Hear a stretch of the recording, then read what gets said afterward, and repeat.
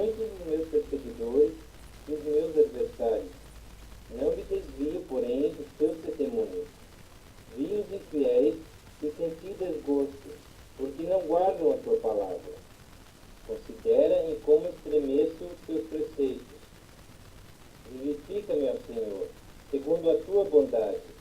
As tuas palavras são, em tudo, verdade desde o princípio.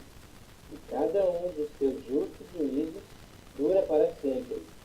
Príncipes me perseguem sem causa.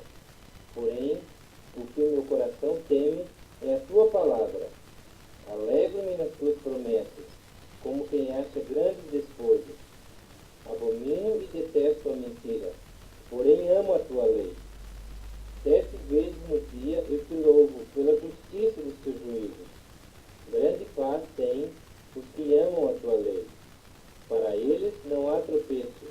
Espero, Senhor, na tua salvação e cumpro os teus mandamentos. A minha alma tem observado os teus testemunhos. Eu os amo ardentemente.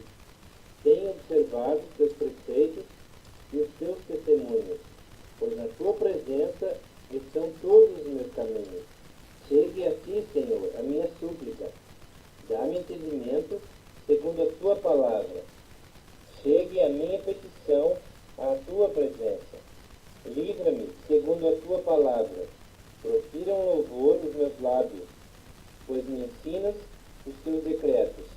A minha língua celebre a tua lei, pois todos os teus mandamentos são justiça.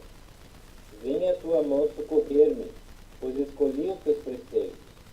Suspiro, Senhor, por tua salvação. A tua lei é todo o meu prazer.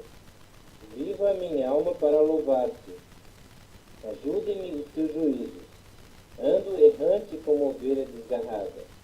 Procura o teu servo, pois não me esqueço dos teus mandamentos.